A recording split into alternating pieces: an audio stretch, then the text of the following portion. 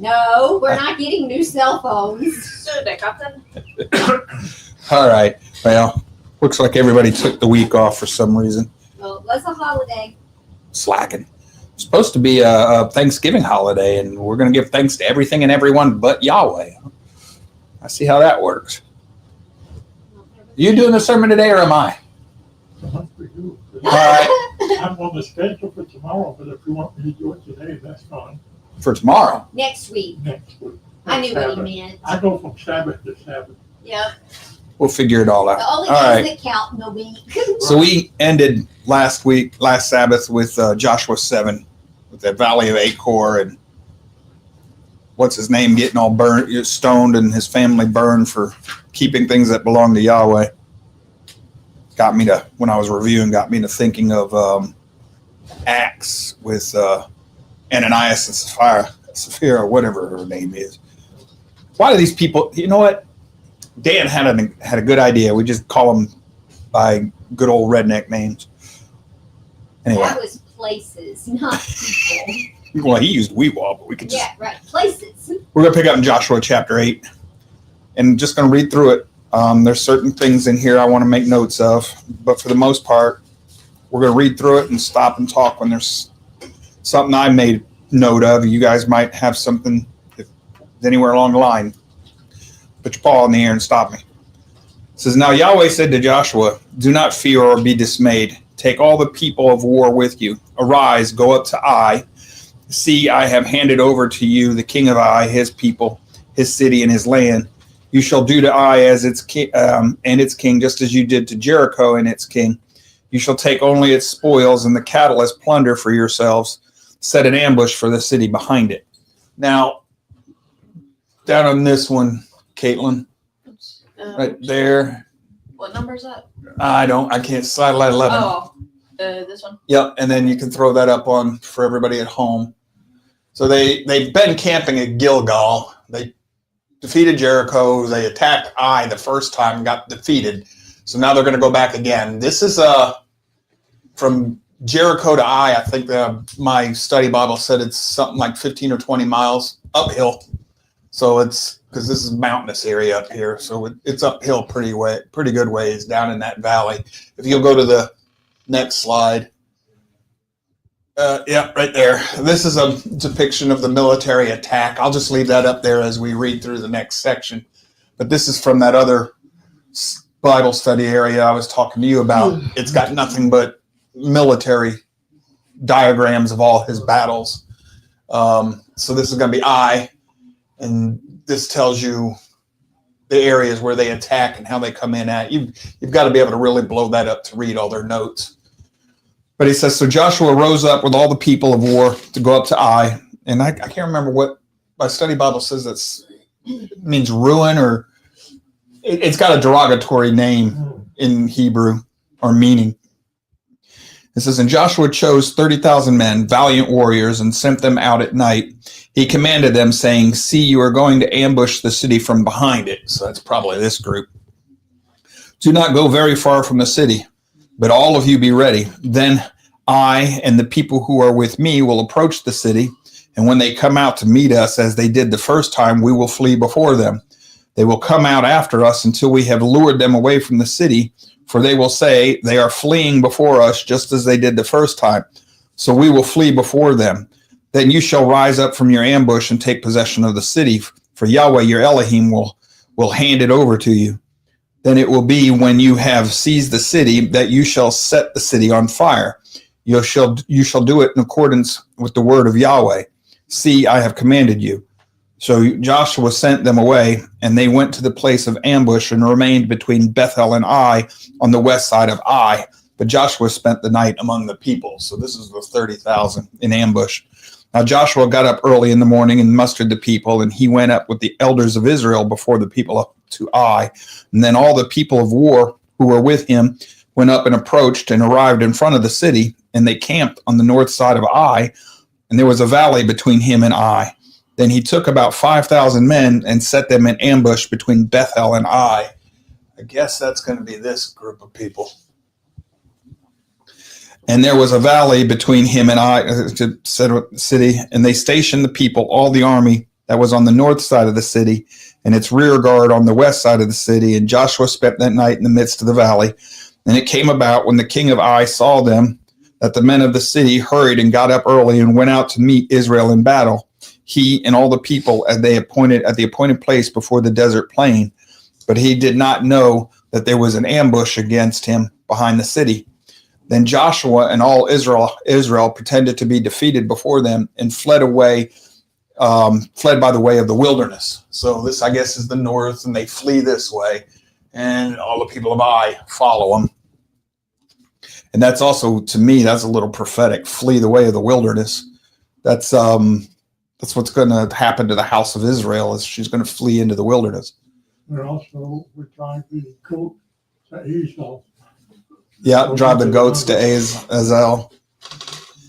And all the people who were in the city were called together to pursue them, and they pursued Joshua and were lured away from the city.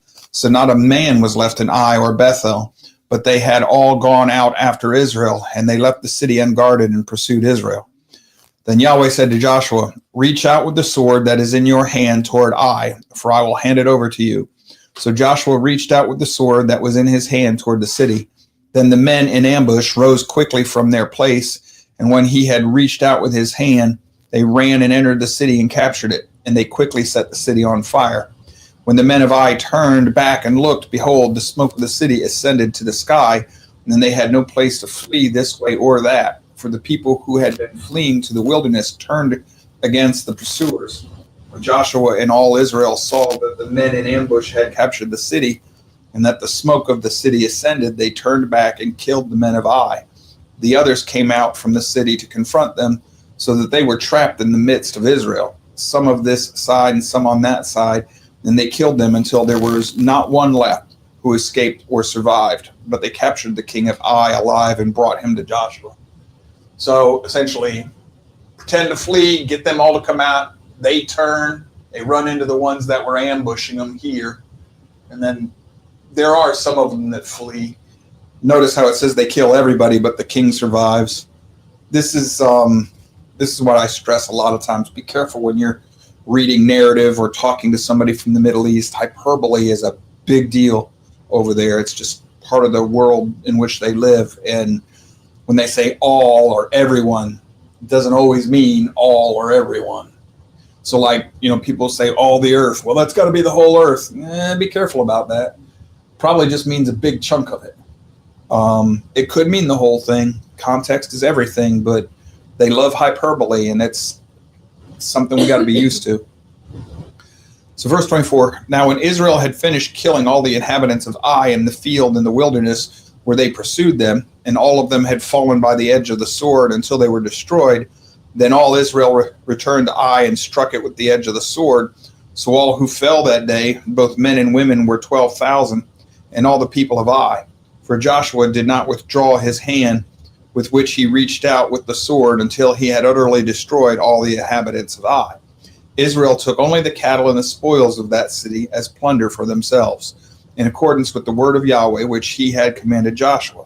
So Joshua burned Ai and made it a refuse heap forever, a desolation until this day, and he hanged the king of Ai on a tree until evening. But at sunset, Joshua gave the command, and they took his body down from the tree and threw it at the entrance of the city gate and erected over it a large heap of stones that stands to this day. Remember, hanging somebody on the tree is to be a curse. All who are hung on a tree are cursed. And Joshua built an altar to Yahweh, to the Elohim of Israel, on Mount Ebal, just as Moses, the servant of Yahweh, had commanded the sons of Israel. As it is written in the book of the law of Moses, an altar of uncut stones on which no one had wielded an iron tool. And they offered burnt offerings on it to Yahweh and sacrificed peace offerings. And he wrote there on the stones a copy of the law of Moses, which he had written in the presence of the sons of Israel.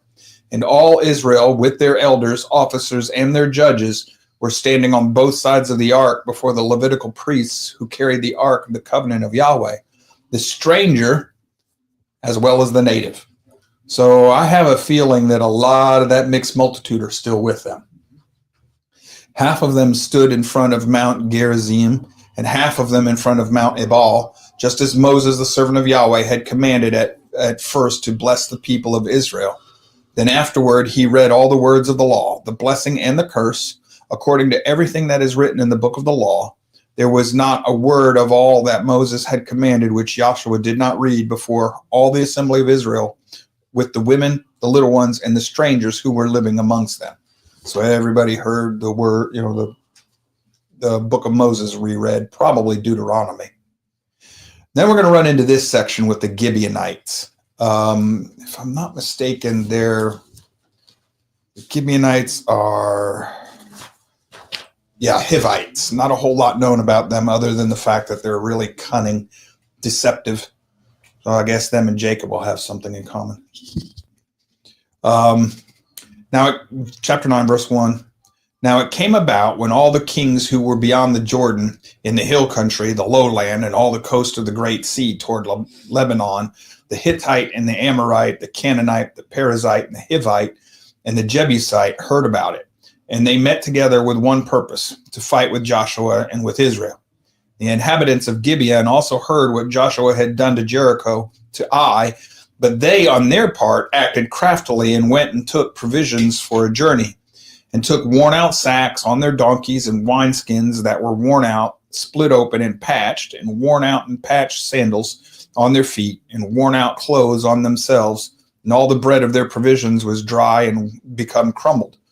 And they went to Joshua and came at Gilgal and said to him and to the men of Israel, "We have come from a far country. Now then, make a covenant with us." So they're seeking to have a covenant made. Let's see, what's this next map down here? Sorry. No.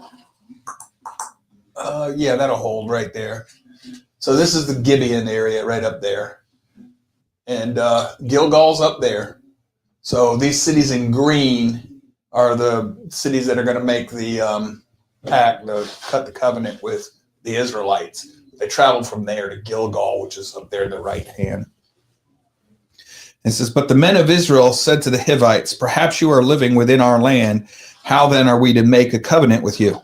So they said to Joshua, 'We are your servants.' Then Joshua said to them, 'Who are you and where do you come from?' And they said to him, 'Your servants have come from a very distant country because of the fame of Yahweh your Elohim. For we have heard the report about him and all that he did in Egypt, and all that he did to the two kings of the Amorites who were beyond the Jordan. So Sihon, king of Heshbon, and Og, king of Bashan, who was in Ashtaroth. So our elders and all the inhabitants of our country spoke to us, saying, Take provisions in your hand for the journey, and go to meet them, and say to them, We are your servants, now then, make a covenant with us. This bread of ours was hot when we took it for our provisions from our house on the day that we left to come to you. But now, behold, it is dry and has become crumbled. And these wineskins which we filled were new, and behold, they are split open. And these clothes of ours and our sandals are worn out from the very long journey. So the men of Israel took some of their provisions and did not ask for the counsel of Yahweh. And Joshua made peace with them and made a covenant with them to let them live. And the leaders of the congregation swore an oath to them. They swear by Yahweh. You can't break those oaths. Once you cut that covenant, even if it was by deception, you're not supposed to break those. It'll bring curses down on you if you do that. This is why I sometimes try to stress how important these covenants were to them. Death before dishonor was a big deal in their time. Used to be in this country too, but hasn't been for a while now. Verse 16, however, it came about at the end of 3 days. That's a refrain. You'll see 3 days a lot in the book of Joshua. You also see have courage, trust in Yahweh. After 3 days, after they had made a covenant with them, that they heard that they were neighbors and that they were living within the land. Then the sons of Israel set out and came to their cities on the 3rd day.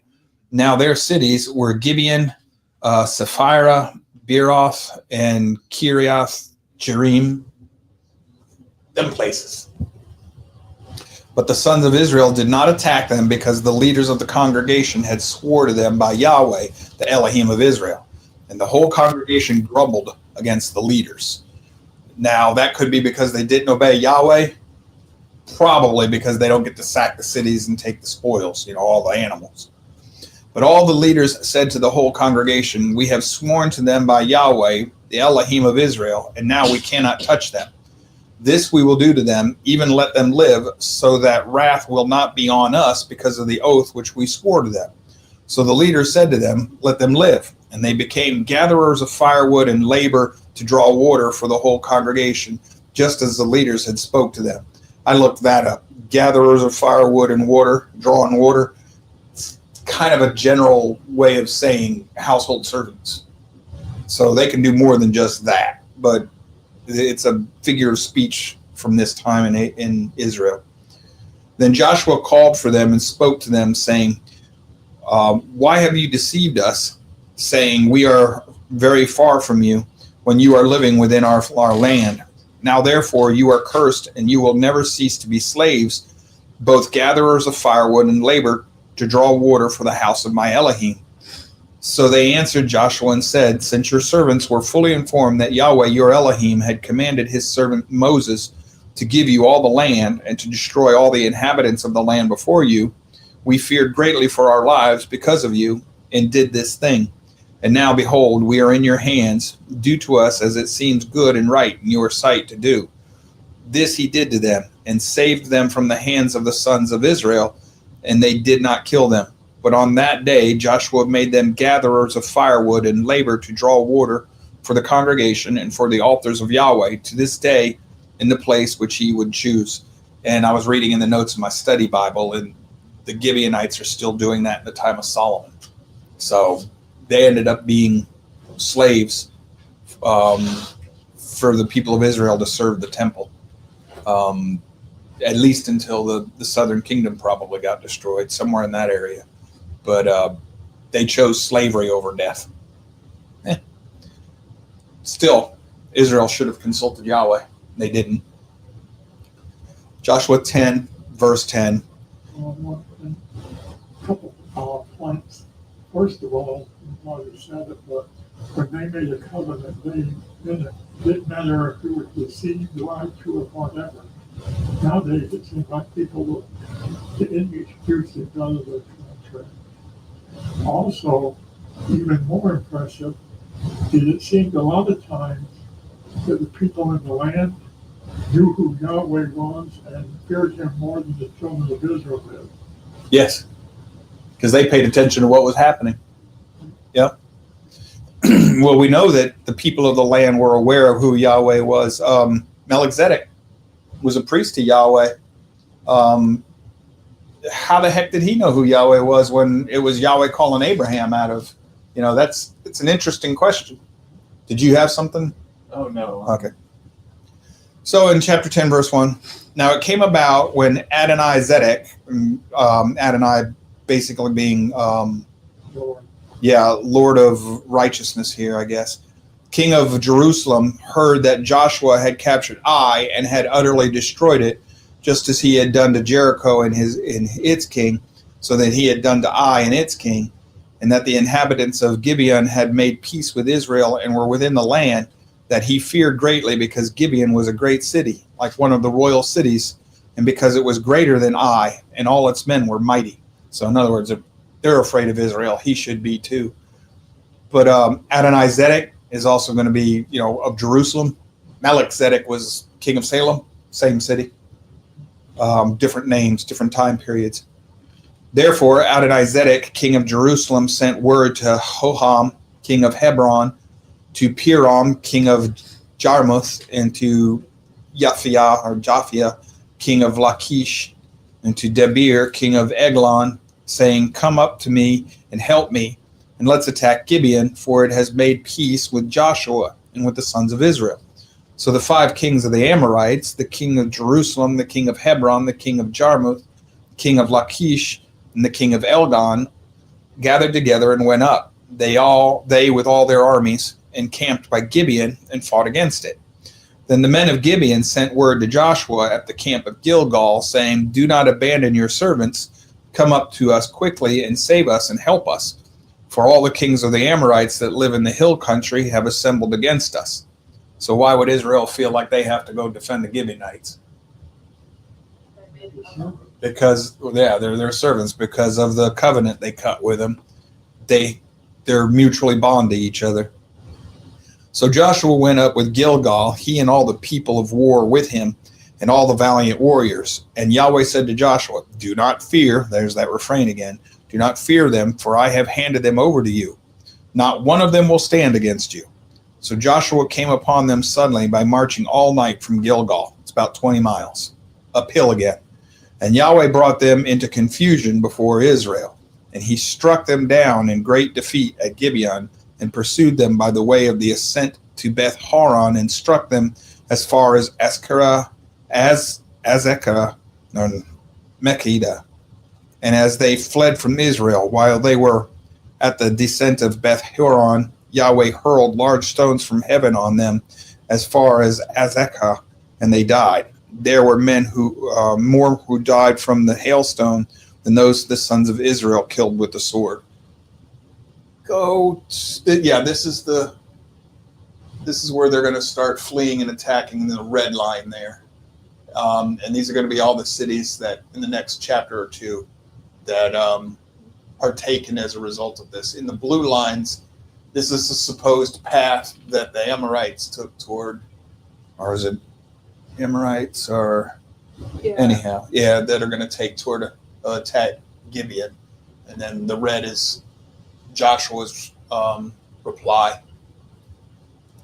Then here's one that everybody knows a little bit about. It says, then Joshua spoke to Yahweh on the day when Yahweh turned to the Amorites over to the sons of Israel. And he said in the sight of Israel, sun, stand still at Gibeon, and moon at the valley of Ahishalon. So the sun stood still and the moon stopped until the nation avenged themselves of their enemies. Is it not written in the book of Jasher or Yasher? There's that's a poetic book recording the triumph of Joshua's wars. We still have a copy today, but we don't know if it's the original. The copy we have today, I think, is out of the Ethiopian church. And like I said, we don't know how much we can trust it. He said, and the sun stopped in the middle of the sky and did not hurry to go down for about a whole day. There was no day like that before or after it, when Yahweh listened to the voice of a man, for Yahweh fought for Israel. And Joshua and all of Israel with him returned to the camp of Gilgal.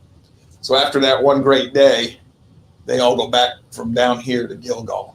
In the commentaries, it seems to be there's a division between whether or not the sun actually stopped, which would be interesting because the sun stops for a day. It doesn't say anything in the scriptures about it being a long day or an unusually long day. It just says it stops in the middle of the sky for about a day.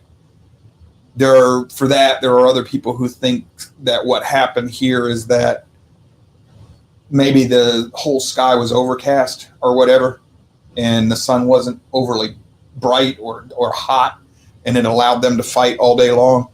Because if you've never been in this part of the world in the middle of the day in the summer, you don't do battle in the middle of the day. You just, not unless you're better equipped than they were. It's just too hot. So we don't know exactly what this means here. I just know enough now. I've learned a lot about how to study these prophetic utterances and stuff like this. Be careful about reading it literally. It may well be literal. I mean, you had hailstones falling from the sky, but which could have been, it's Yahweh's world. He made it. Could have been a meteorite shower that landed on him. Could have been a thunderstorm we had those around here. Yep. Which would explain why there was an overcast for about a day. Could be. And in case people wonder, either way, there have been meteorite showers that killed people. That has happened before. Killed multiple people in a day. So if they're all packed up into a valley somewhere and that's where it hits, it'll kill them. Could also be hailstones which would be very unusual in their part of the world. It happens, but not often. We don't know how this worked. But for that group of scholars who thinks we're talking about an overcast day, the hailstones would definitely fit with that thinking. So don't know. Victory at Makkedah or Makkedah. I don't know how to say it. It says, now these 5 kings had fled and hid themselves in the caves at Makkedah. Notice how the kings very seldom die on the battlefield with their soldiers. They all flee. And it was told to Joshua, saying, the 5 kings have been found hidden in the cave of Makkedah. So Joshua said, roll large stones against the mouth of the cave and post men by it to guard them. But do not stay there yourselves. Pursue your enemy and attack them from behind. Do not allow them to enter the cities, for Yahweh your Elohim has handed them over to you. So notice that we stop with the longest day and Joshua defeats everybody, and then the narrative picks back up again with the kings hiding themselves in a cave, and they're still fleeing after chasing the people that are fleeing. So this is a case of retelling the story again. This is very Hebrew in nature, very Middle Eastern in nature, in character, where we Westerners tend to think that the story is always told linearly from A to beginning to end. It's not the case here. And that's another reason why sometimes reading it literally with a Western mindset, we can get ourselves in trouble. So it came about when Joshua and the sons of Israel had finished striking them down at the very great defeat until they were destroyed, and the survivors of them who escaped had entered the fortified cities, that all the people returned to the camp, to Joshua at Makkedah in peace. No one uttered a word against any of the sons of Israel. Then Joshua said, open the mouth of the cave and bring these 5 kings out to me from the cave.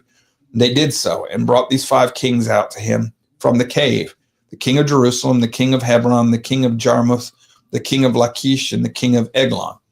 When they brought these kings out to Joshua, Joshua called for all the men of Israel and said to the leaders of the men of war who had gone with him, come forward, put your feet on the necks of these kings. That's public humiliation is usually where you would end. If you defeated a king, you usually allowed the king to live. But if you put foot on their neck in public, you humiliated them, it's a sign of defeat, and then they would let them go and live in poverty and squalor or whatever, in humiliation and shame for the rest of their lives. But that's not what's going to happen here. So they came forward and put their feet on their necks. Joshua then turned to them, said to them, do not fear or be dismayed. Be strong and courageous, for Yahweh will do this to all your enemies with whom you fight. There's that strong and courageous again. So afterward, Joshua struck them and put them to death, and he hanged them on 5 trees, and they were hung on the trees until evening. So they're on the tree again. They're cursed. Then it came about at sunset that Joshua gave the command, and they took them down from the tree and threw them into the cave where they had hidden themselves, and put large stones over the mouth of the cave.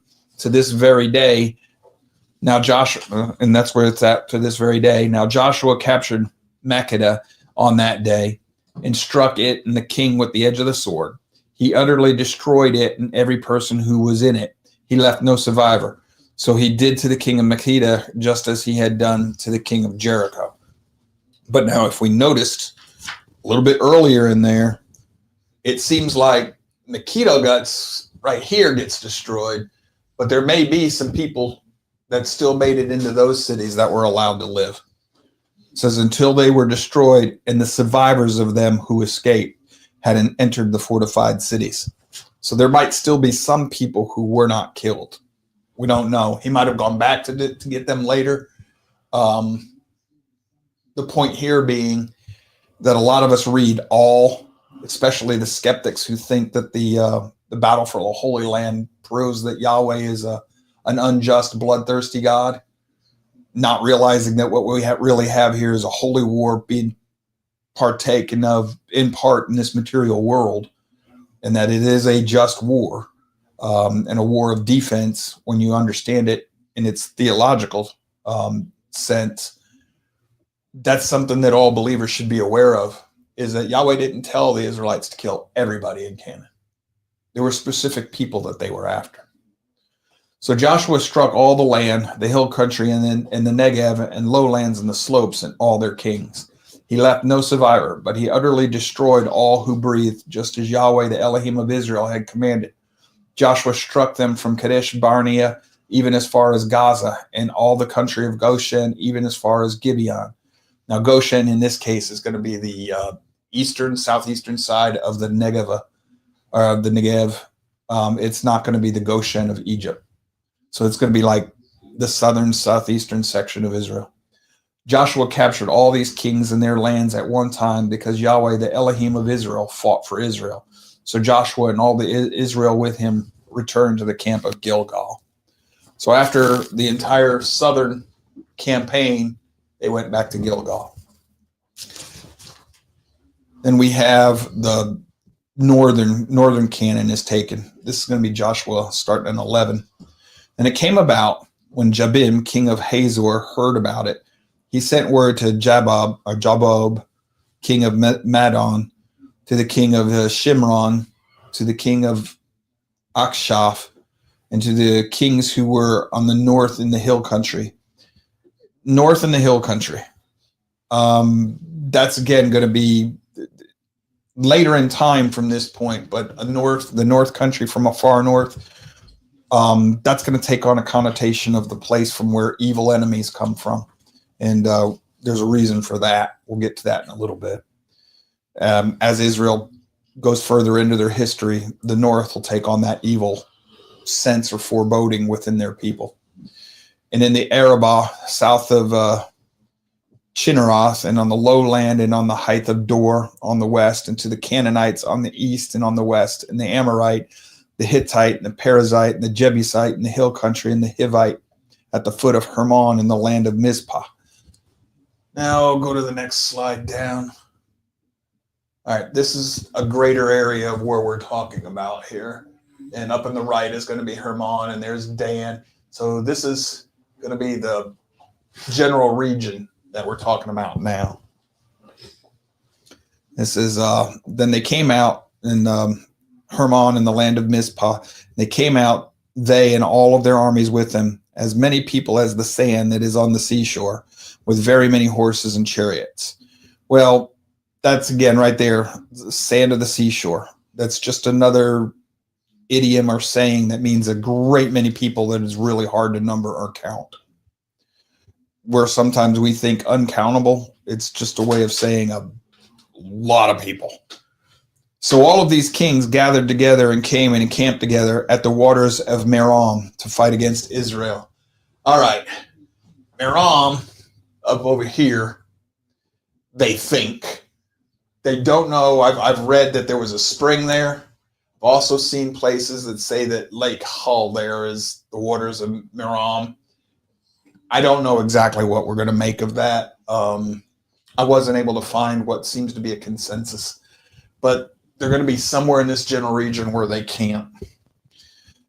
So Yahweh said to Joshua, do not be afraid because of them. There's that, don't be afraid again. For tomorrow at this time I am going to turn all of them over to Israel as good as dead.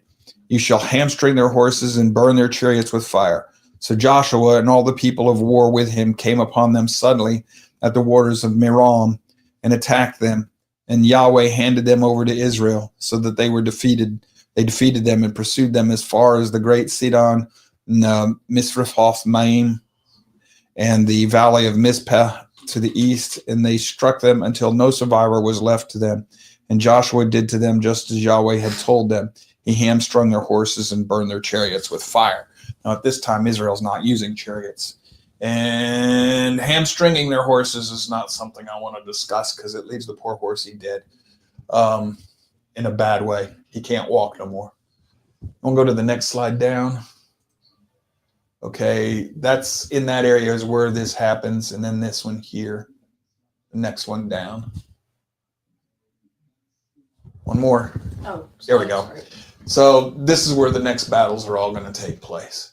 And Hermon is right up there, up in the upper right-hand section there.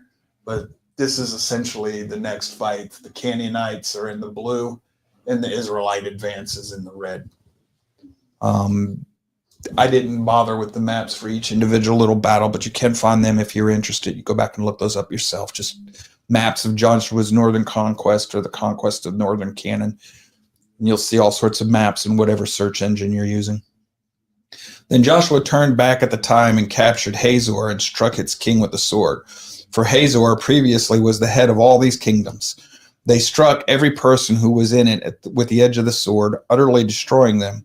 There was no one left who breathed, and he burned Hazor with fire. Joshua captured all the cities of these kings and all their kings, and he struck them with the edge of the sword and utterly destroyed them, just as Moses, the servant of Yahweh, had commanded. However, Israel did not burn all the cities that stood on their mounds, except Hazor alone, which Joshua burned. Now on their mounds, these cities would build over top of each other in layers. So over time, if the city started on a flat plain, it would end up being on a hill or a mound as they just kept building over top of their ruins. And all the spoils of these cities and their cattle the sons of Israel took as their plunder, but they struck every person with the edge of the sword until they had destroyed them. They left no one breathing, just as Yahweh had commanded his servant Moses. So Moses commanded Joshua, and so Joshua did. He left nothing undone of all that Yahweh had commanded Moses. So Joshua took all the land, the hill country, and then all the Negev, all the land of Goshen, which is, like I said, the east-southeast part of the Negev, the lowland, the Arabah, the hill country of Israel, and the lowlands from Mount Halak that rises towards Seir, even as far as Baal Gad in the valley of Lebanon at the foot of Mount Hermon. We'll get to that before we end up today. And he captured all their kings and struck them and put them to death. And Joshua waged war a long time with all these kings. There was not a city which made peace with the sons of Israel except the Hivites living in Gibeon. They took them all in battle, for it was of Yahweh to harden their hearts to meet Israel in battle in order that he might utterly destroy them, that they might receive no mercy, but that he might destroy them just as Yahweh had commanded Moses. Now, I found something interesting in this. Yahweh hardened the hearts of all those other people, but he didn't harden the hearts of the Gibeonites. The Gibeonites were afraid of him, and they went and they made the covenant with Israel to preserve their lives. So, what do we make of that? Yahweh tells Israel, kill them all. That should have included the Gibeonites, but everybody else's hearts hardened except the Gibeonites. I don't know what to make of it. I just found it interesting, so I made a note of it. Then Joshua came at that time and eliminated the Anakim.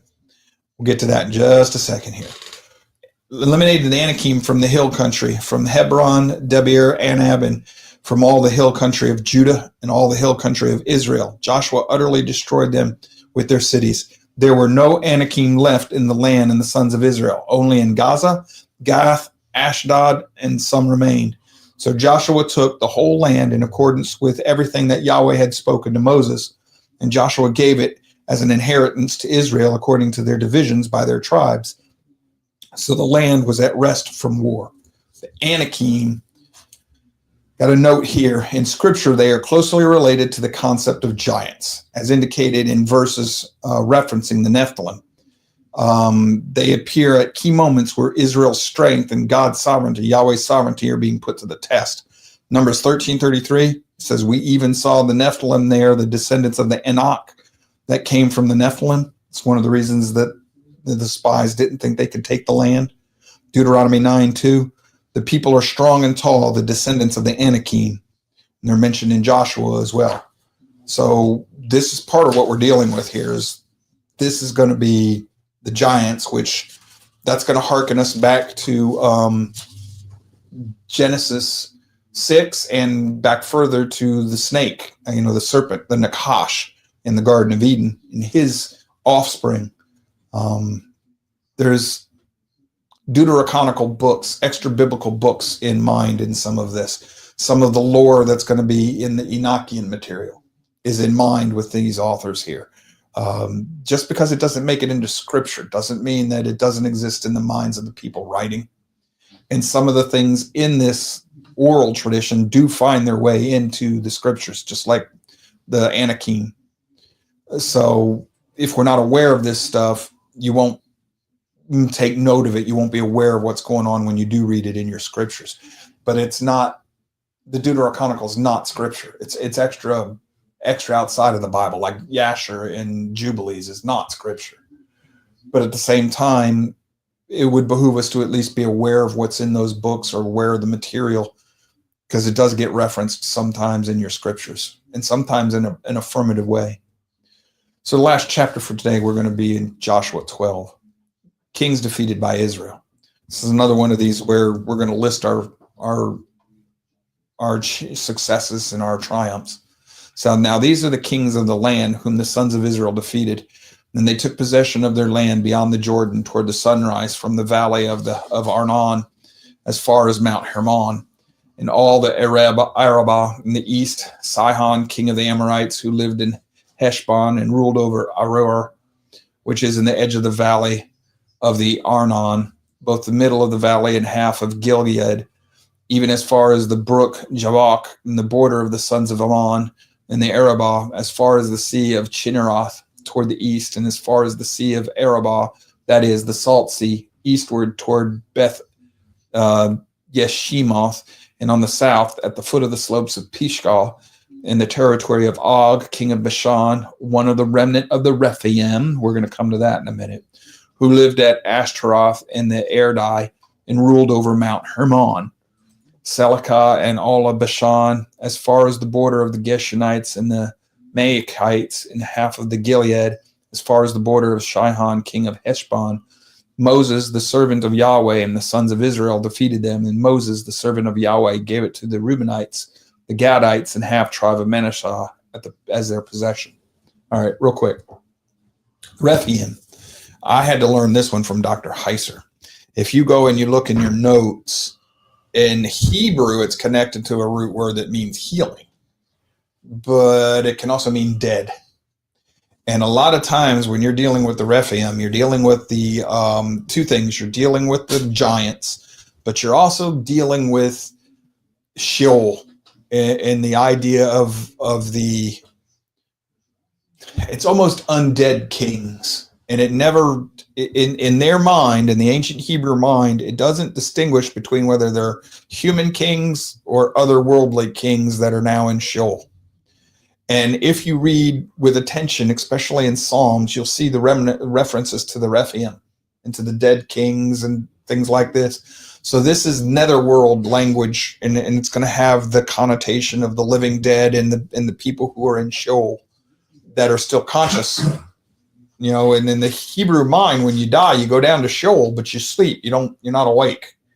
But in this case, the Rephaim are awake, which is tied into the idea that there are these, they're the souls or the remnant of the Nephilim, because they're neither of the heavens, neither of Sheol in the pit, but they kind of get trapped.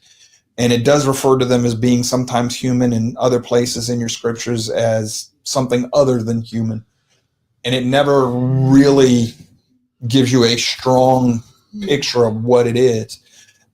When they're talking about the Rephaim in the pit and the dead kings, like I said, especially in the Psalms, a lot of times that's just, there's an evil connotation of Sheol there in mind.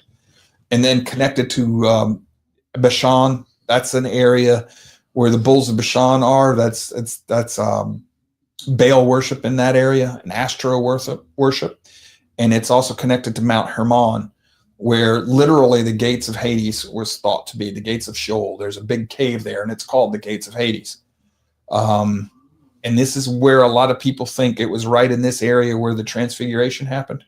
And Mount Hermon is where supposedly the watchers, the angels that came out of heaven and came to earth and mated with women and had the Nephilite giant babies, you know, the whole Genesis 6, 1-4 story, they first stepped foot on Mount Hermon.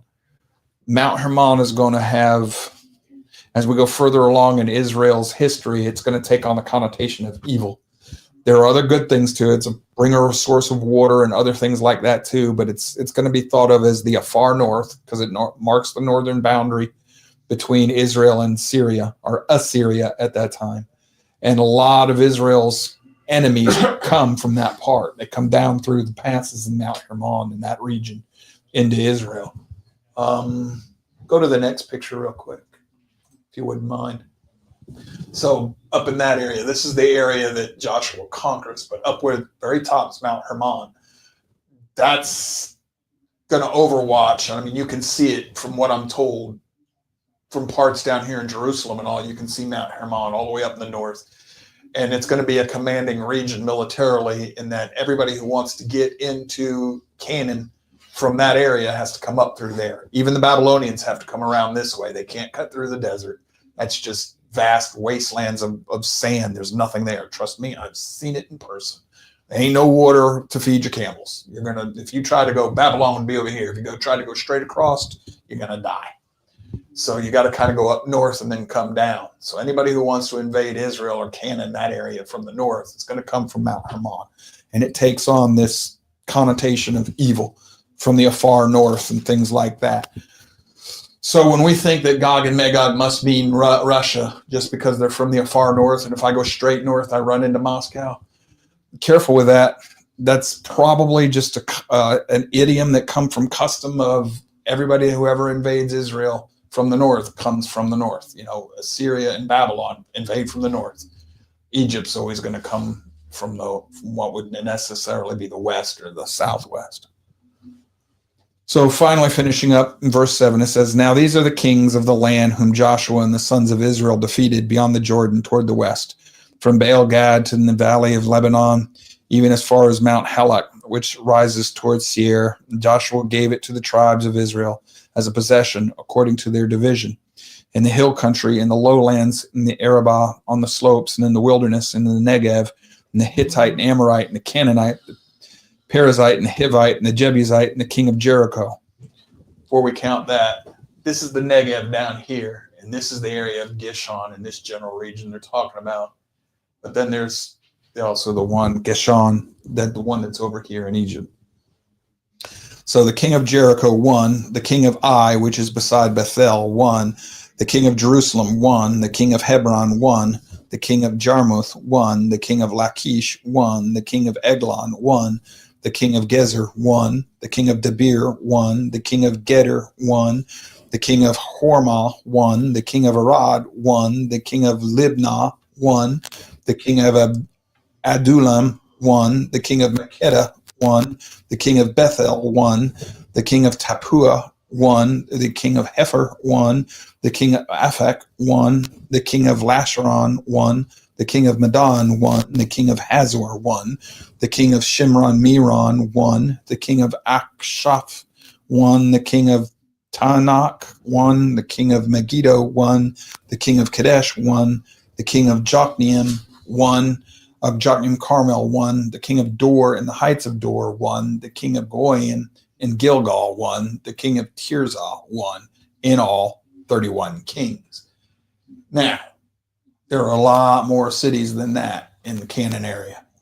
So whether or not he destroyed all of them, I don't know, but that's not what's listed right here. A couple of things to note before we wrap for the day. Militarily, there's pure genius going on in Joshua's attack. They come in this area right here to attack Jericho. They come from this direction. Strategically, this is Yahweh's provision. He brings them in here. They wipe out everything on this side of the Jordan. It's going to cause them trouble. The Amorites and all, and those people that Moses takes out. Gives them a secure base on the east side of the Jordan, and then they're going to take Jericho. And from Jericho to Ai, it's a strong central point in the middle of the Canaanite area that they're taking over. And militarily, this is beautiful because everything that is going to travel back and forth has to come through this area. It's very defensible terrain. So strategically, that's a brilliant move. And then all of the different tactics that's the scriptures accredit to Joshua, those are tactically brilliant as well. And it's been noted several times that Joshua was more than likely a military genius. So militarily, these are very good attacks. They come in, they secure this area here, and now they have the whole southern area of Judah as a strong base, and then they take off and they destroy the enemies of the northern kingdom. And they do battle with these people when they're not in their cities. They wait until they're lured out and they're out in the desert where they can surround them and attack them by ambush.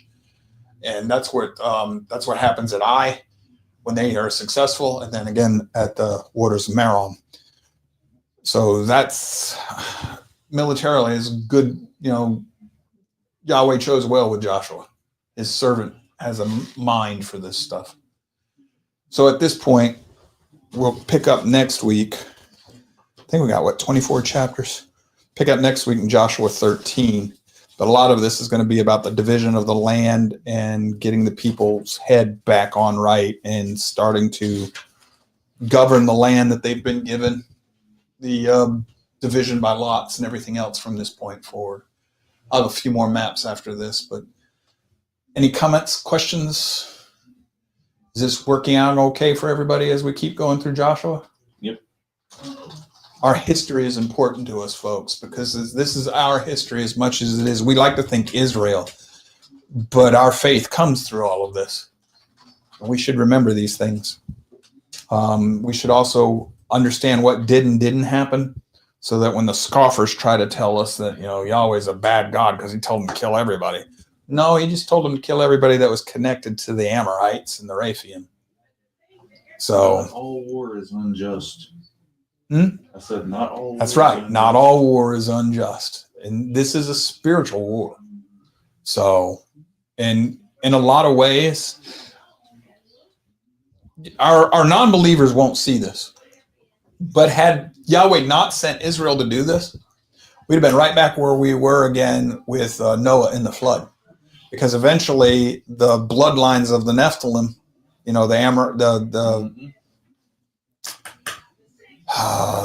Rephaim and the Anakites and all of these, the Anakim and all these people, they would have tainted the bloodlines of all humanity again.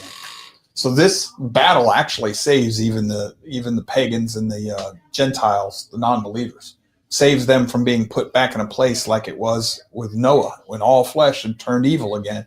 Because if this hadn't happened, Yahweh can't flood the world again. What would he have had to do? Destroy us by fire. Well, there's no coming back from that. The other thing that I have noticed, that for those of us that worry about things that are going on in our time, notice how Yahweh resets everything every single time. He purges the evil.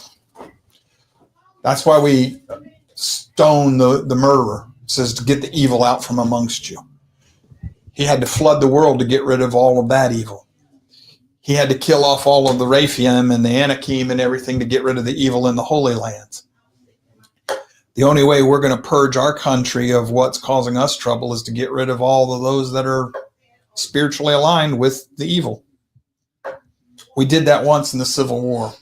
Apparently it didn't keep. I don't see us doing that again. So for me, the only way I see us out of the trouble we're in right now is the Son has to come back. We need that second coming. Otherwise, I don't see a way to save this nation. I don't see a way to save humanity. So, but that's a different subject. That's all I have for today.